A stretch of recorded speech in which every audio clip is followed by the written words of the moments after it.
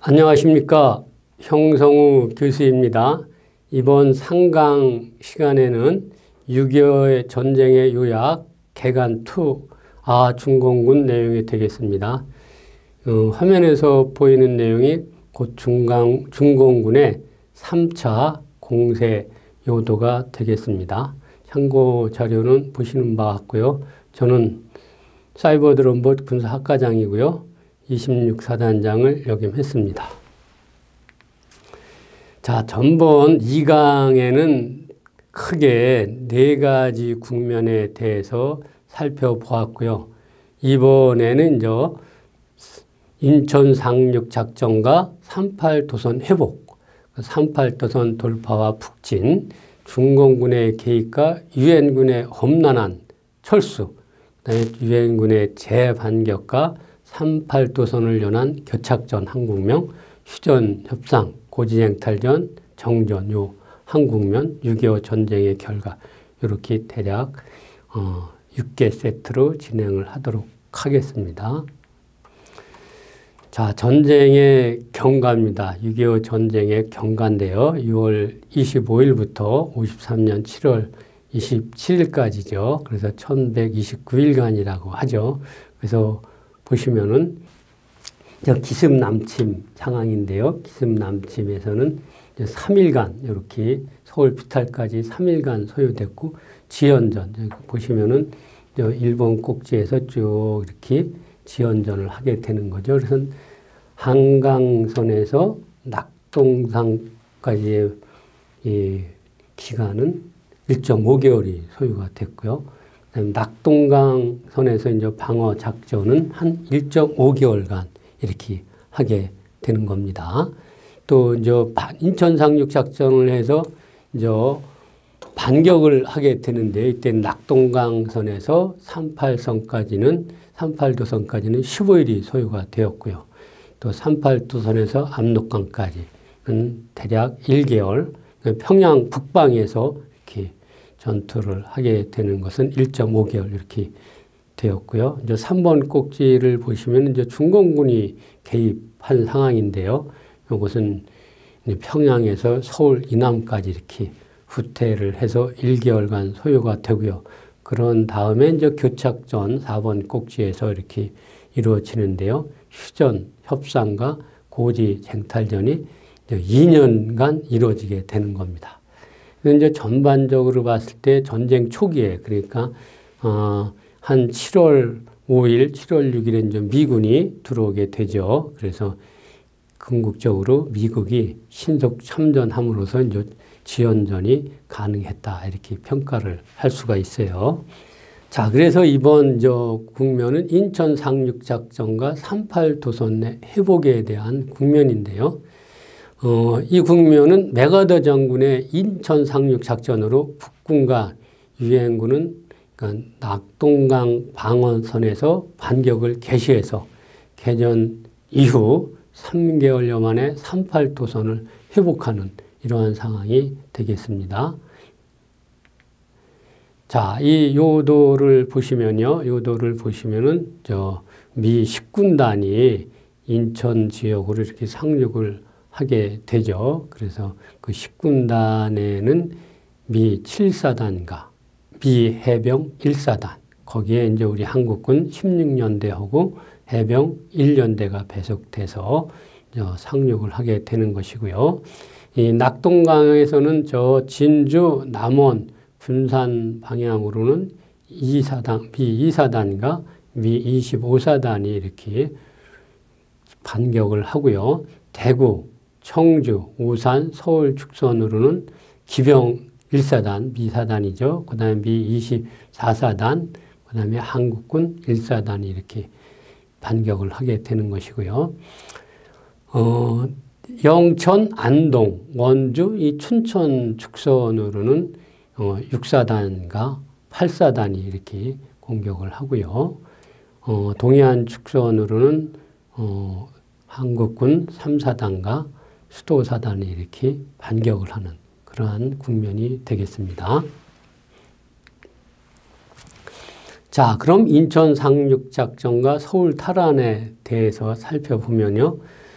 맥아더 사령관은 이제 한강 방어선을 시찰하게 되죠. 이제 유엔에서 이제 참전을 이렇게 승인한 후에 6월 29일경 이제 한강 방어선을 시찰할 때 이때 벌써 상륙작전 계획을 이제 수립을 하고 결심을 하고 지시를 하게 됩니다. 그래서 서울에 적 병참선 중심부를 타격을 하기 위해서는 인천으로 상륙작전을 해야 되겠다 이렇게 결심을 합니다. 그러나 미 합참은 그 인천항 부두 높이가 5에서 6m 높이가 돼서 이게 상륙작전으로는 맞지 않다 이렇게 반대를 하죠.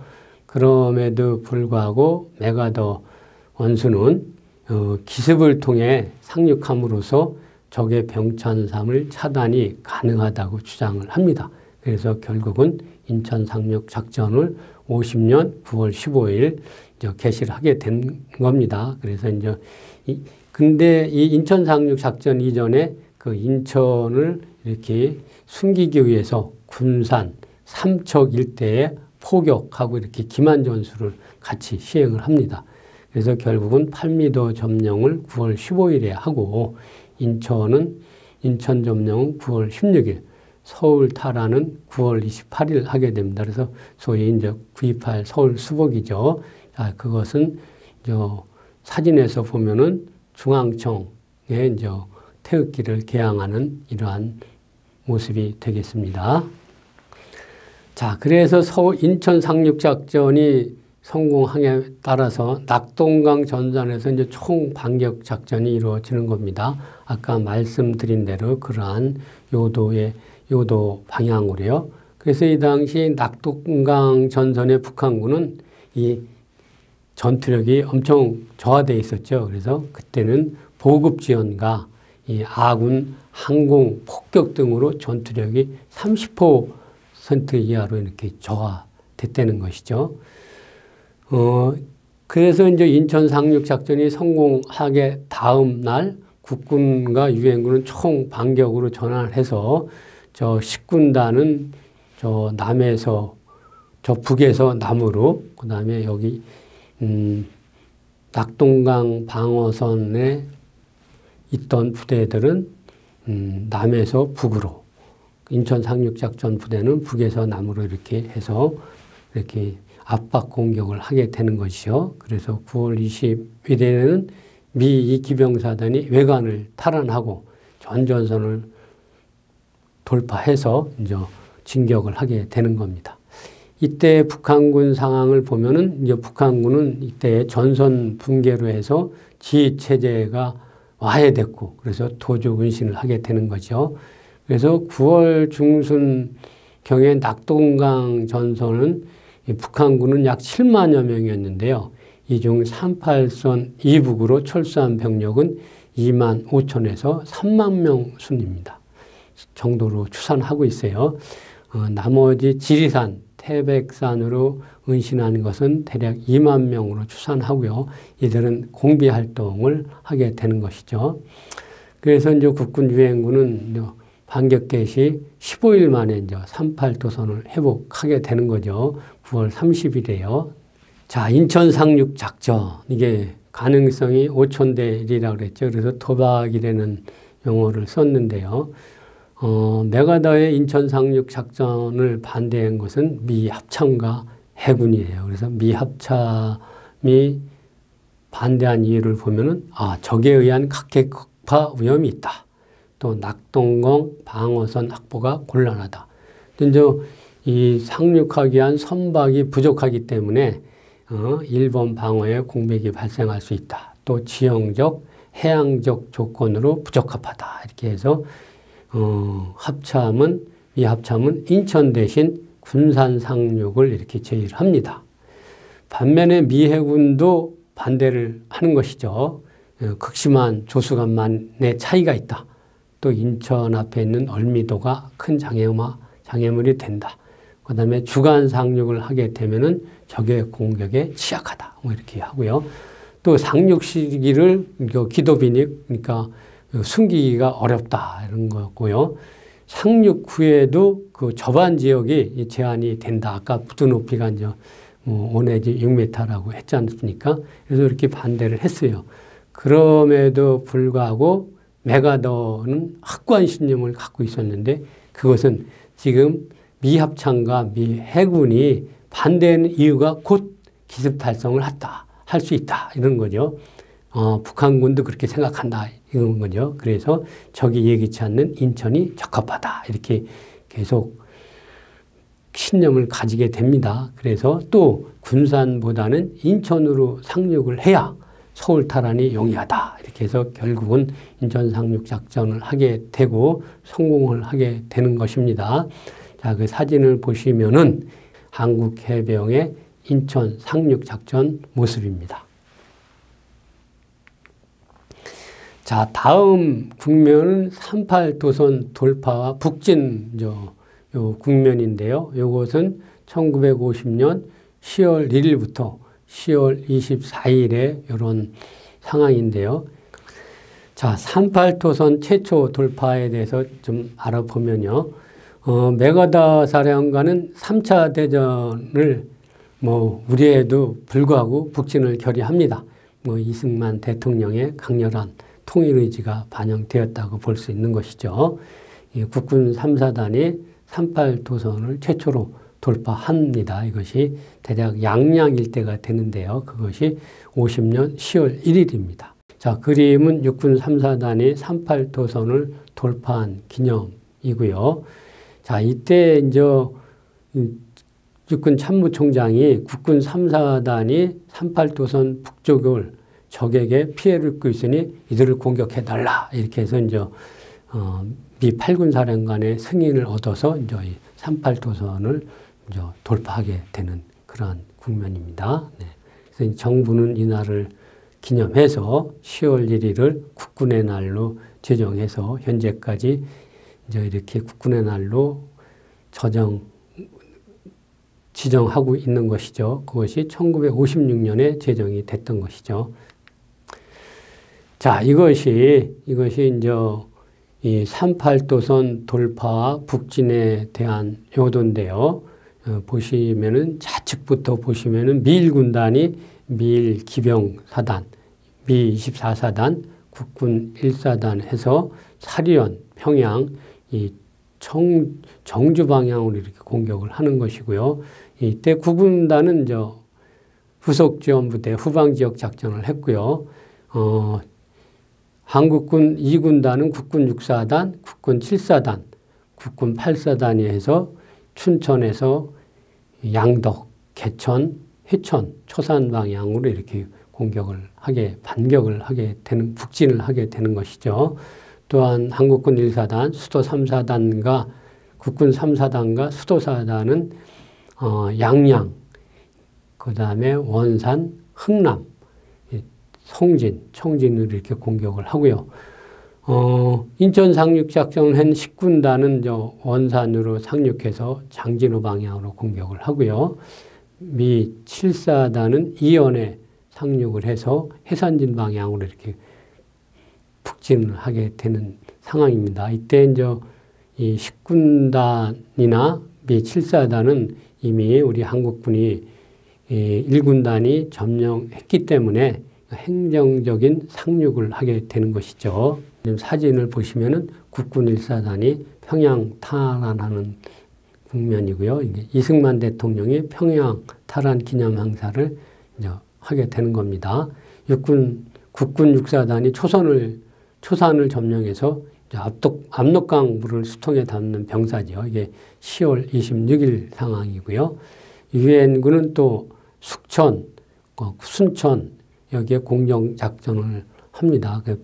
미 187 공정 연대가 되는 것이죠. 그래서 낙하하는 공정요원들 사진을 볼 수 있고요. 10군단은 원산 상륙을 10월 26일 날 하는데 아까 말씀드린 대로 우리 한국군이 미리 점령했기 때문에 행정적인 상륙작전이 되었다. 이렇게 보시면 돼요. 네.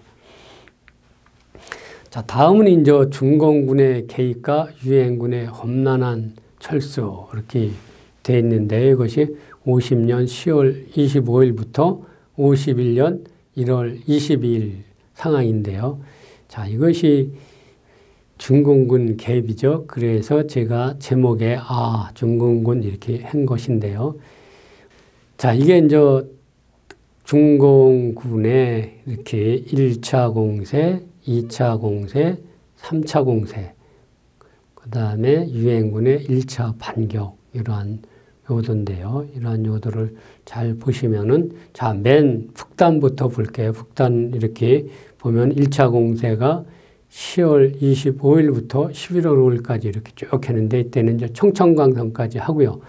그 다음에 이제 2차 공세는 개천하고 군우리죠. 장진호 일대 이렇게 해서 38도선까지 밀리는 상황이 되는 것이고요.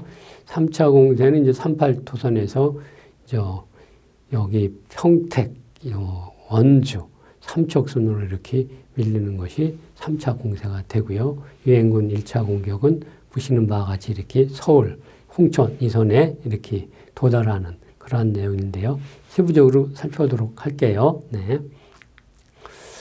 자, 중공군 1차 공세입니다. 중공군 1차 공세는 메가더가 추수감사절, 그러니까 11월 23일 이전에 전쟁 종결 후에 공격을 합니다. 그래서 이때 이것을 추수감사절 공세라고 하는데요.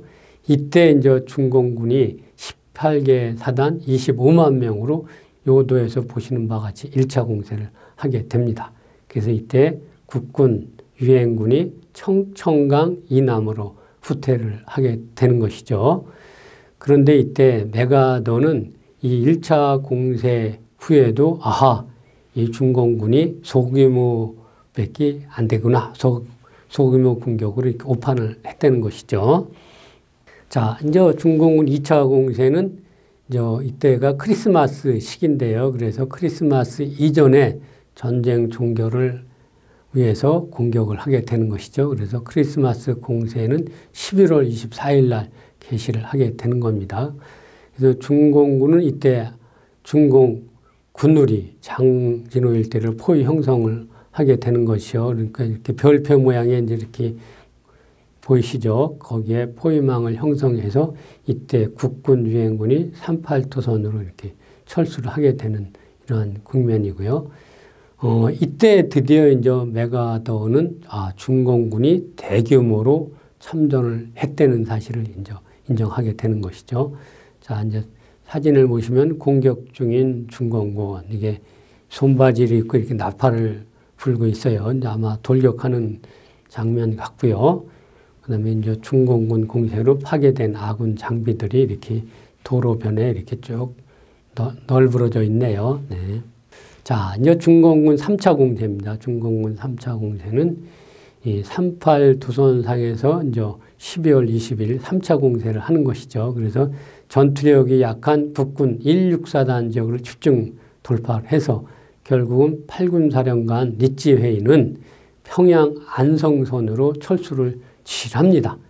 이때 왜 이런 지시를 하게 했냐면 한강이 이제 결빙이 된 거죠. 그래서 이제 중공군을 도하기가 어렵다 이렇게 본다는 거죠. 그래서 이게 바로 소위 말하는 일사후퇴가 되는 것이죠.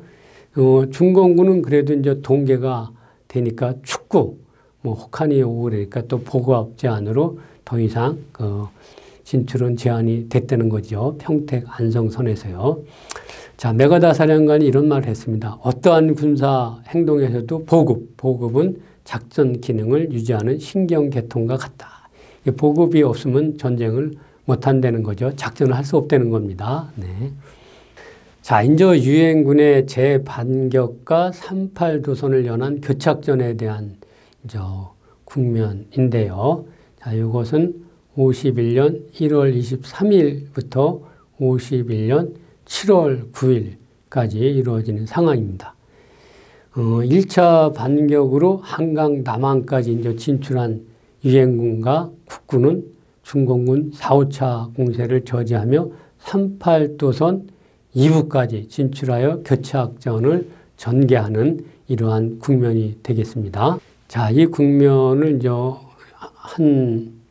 이렇게 도면에 이렇게 표시를 해 봤는데요. 한번 볼까요? 자, 1번 꼭지입니다. 1번. 자, 중공군의 4차 공사. 이렇게 중공군 4차 공세로 인해서 보시면은 1951년 2월 18일 선이 있죠.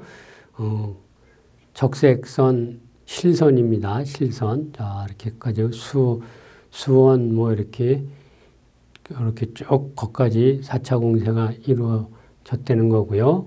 그 다음에 2번 꼭지 보면은 유엔군 2차 반격을 해가지고 51년 4월 20일 선, 그 선까지 쭉 이렇게 올라간 거고요.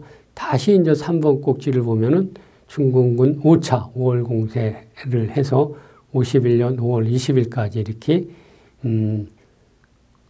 빨간색 점선으로 이렇게 서울, 인천, 서울, 이렇게 홍천 이런 선까지 이제 후퇴를 하게 되는 것이고요. 다시 이제 4번 꼭지 유엔군의 3차 반격으로 저 51년 7월 10일 휴전협정이 시작하는 그날까지 쭉 4번 꼭지가 청색 점선으로 되어 있는 그 꼭지가 되겠습니다.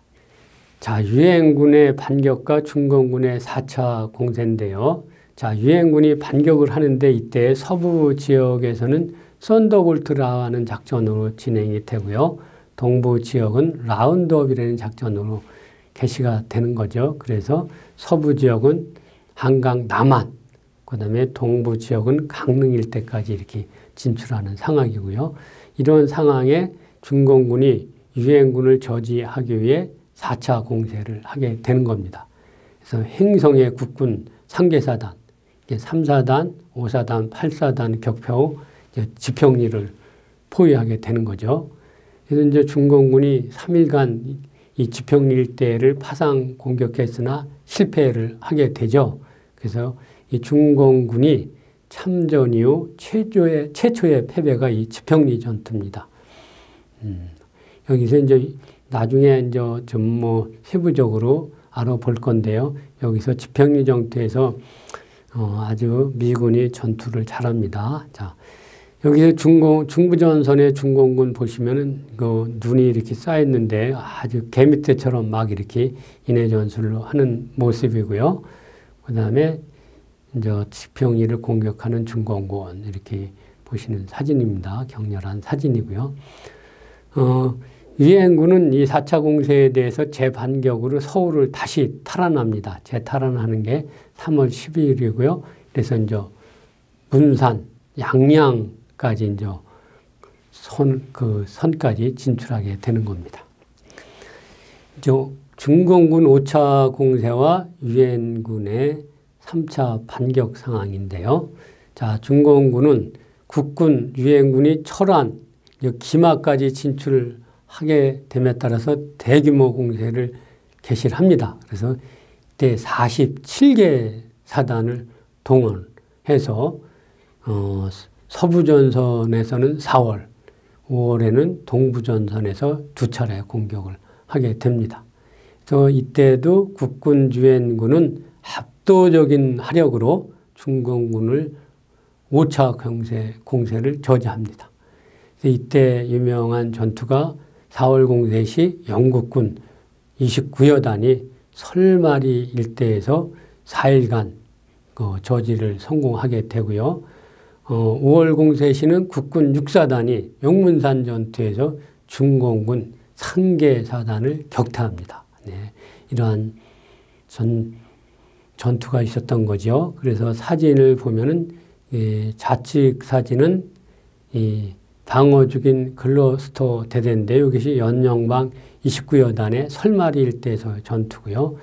용문산 전투에서 이제 6사단이 결사라는 머리띠를 메고 이제 용문산에 이제 공격을 했던 그러한 국군의 용사들의 모습을 볼 수가 있습니다. 네. 자, 이제 거기 이제 마지막 국면으로 가고 있습니다. 휴전 협상, 고지 쟁탈전, 정전 이런 상황으로 가고 있는 것이죠. 자, 이것이 1951년부터 7월 10일 53년 7월 27일까지 이 기간이 이제 거의 2년간이죠. 2년간 이 고지쟁탈전이 진행이 되었다. 이렇게 보시면 되고요. 자, 이게 요도에서 보시면 주요 고지쟁탈전 위치 이렇게 보시면 되고요. 자, 우선 적색 점선으로 되어 있는 것이 이제 MDL이죠. MDL 군사분계선, 휴전선 이렇게 이루어진 것이고요. 그 다음에 청색 실선으로 되어 있는 것이 NNL, 이 북방 한계선 이렇게 쭉 되어 있는 것이고요.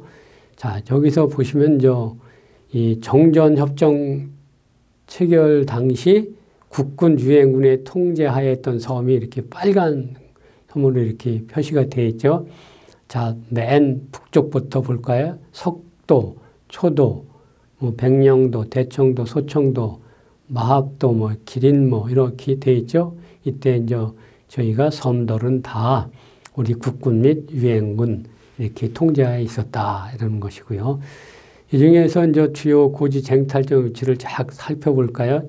저 좌측부터 볼까요? 백마고지, 저경능선, 피해능선, 이 단장의 능선. 이게 너무 오래 우리가 들어봤던 그런 능선의 전투입니다. 네, 이게 격렬하게 전투가 이루어졌어요. 네. 자, 휴전 협상 고지쟁탈전 정전에 대해서 좀 세부적으로 살펴보면요.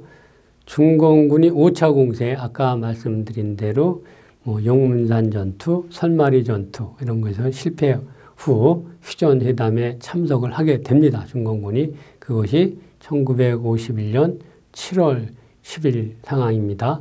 그래서 이제 휴전회담 진행간에는 고지정탈전이 격렬히 전개되는데요. 그 이유는 그게 휴전이 되면 그 확보한 영토가 곧 휴전선이 되니까요.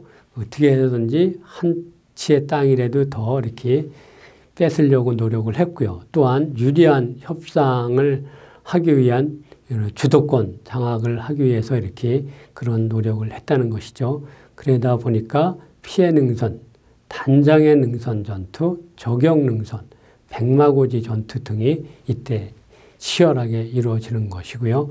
그렇게 치열하게 이루어지다 보니까 이 협소한 공간에서 막대한 화력전으로 이제 대량 인명피해가 발생이 되는 겁니다.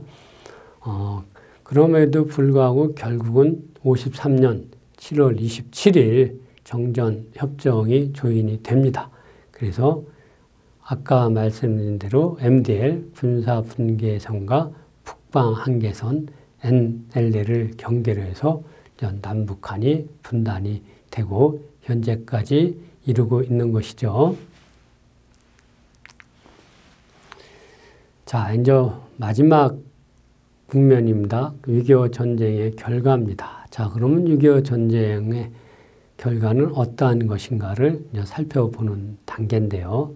자, 남북한은 이 수많은 인명 피해를 겪고 전 국토가 항폐화 되었죠. 또 전 세계는 미소를 중심으로 이제 냉전 체제가 지속되어 군비 경쟁이 가속하게 되는 것이죠. 자, 이것을 좀 더 세부적으로 살펴볼게요. 자, 전쟁의 피해입니다.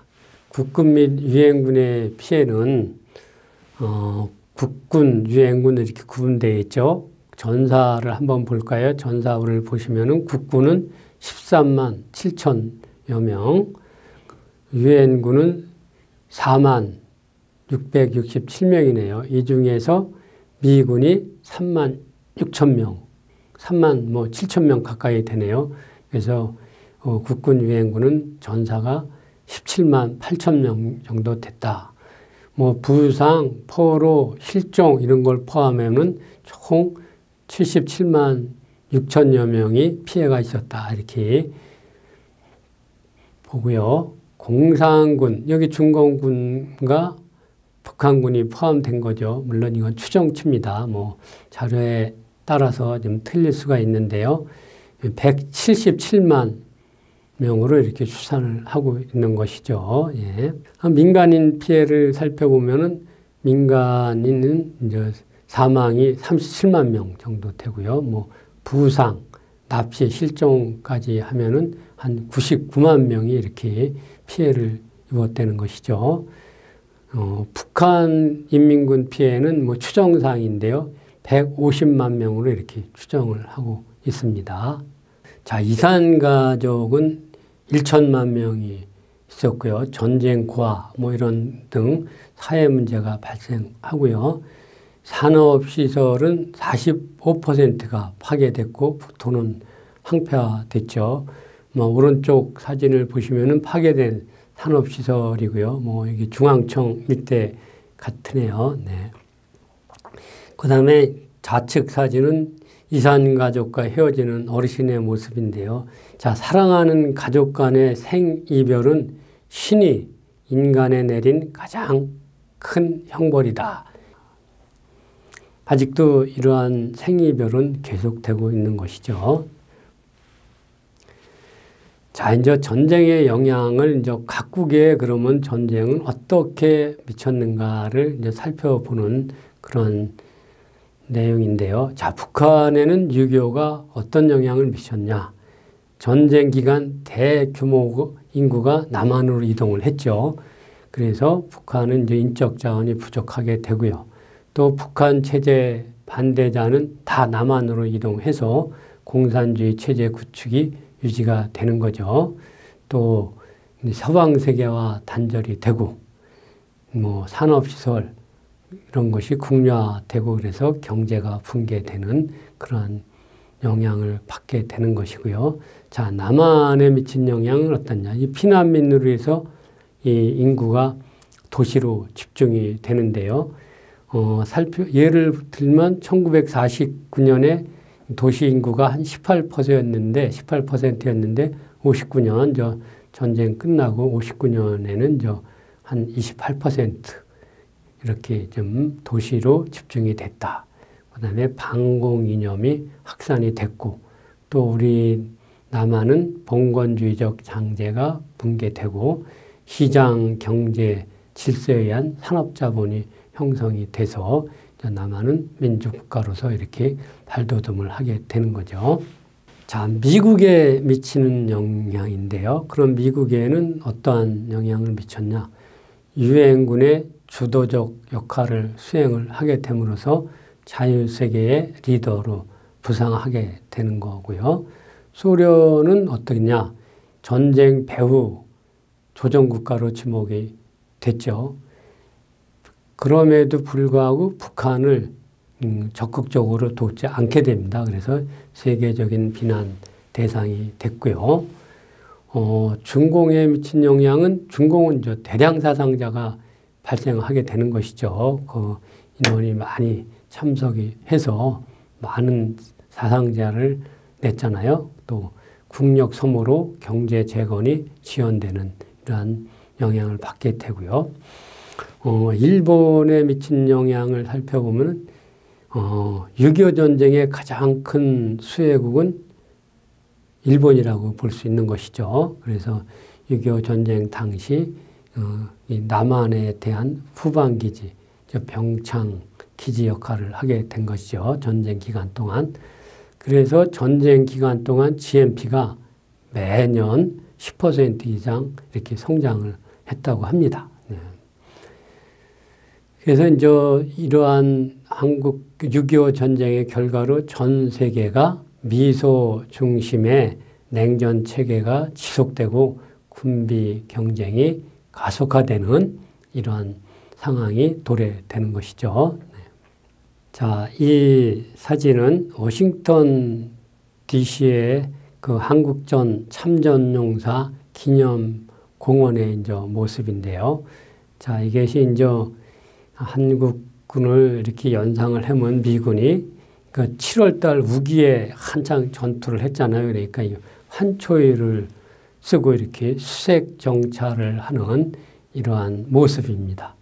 자, 여기서 이제 뭐 다들 아시겠지만 여기에 미군 병사가 몇 명일까요? 예, 이게 이제 38명입니다. 이게 38도선을 이렇게 좀 상징해서 38명으로 이렇게 했다고 합니다. 자, 또 이런 글이 적혀 있는 거예요. 이렇게 번역을 하면은 알지도 못하는 나라, 만나본 적도 없는 사람들을 지켜달라는 부름에 응한 미국의 아들, 딸들을 기리며 1950년부터 1953년까지 이렇게 이러한 것이 이제 그 워싱턴 DC 거기에 이렇게 적혀 있는 겁니다. 또 그 공원에 freedom is not free 이렇게 자유는 공짜가 아니다 이렇게 이런 것도 이렇게 적혀 있어요. 한번 기회가 되면 한번 가서 보시기 바랍니다. 자, 마무리입니다. 제가 6.25 전쟁의 그 요약을 크게 2강과 3강으로 진행을 했습니다. 그래서 2강 내용은 뭐 남북한의 전쟁 준비, 북한군의 기습 남침과 서울 피탈 국면, 유엔군의 참전과 지연전, 반격의 발판을 마련한 낙동강 방어작전 이렇게 4개의 국면을 진행을 했고요. 이번 강의는 보신 여러분들이 되시는 바와 같이 인천 상륙작전과 38도선의 회복, 38도선의 돌파와 북진 국면, 중공군 개입, 유엔군의 험난한 철수, 유엔군의 재반격과 38도선을 연한 교착전 이것을 알아봤고요. 마지막으로 휴전협장, 고지쟁탈전, 정전, 6.25 전쟁의 결과 이렇게 총 6개의 국면을 알아봤습니다. 이렇게 함으로써 여러분들은 6.25 전쟁의 개간, 요약을 2강, 2강, 3강에 의해서 이렇게 청취를 하게 된 것이죠. 자, 4강의 내용은 이제부터는 세부적인 전투로 들어가겠습니다. 그래서 대한민국을 위기에서 구해낸 최초의 승전, 춘천, 홍천 전투입니다. 그 전투에 대해서 4강에 세부적으로 알아보도록 하겠습니다. 감사합니다.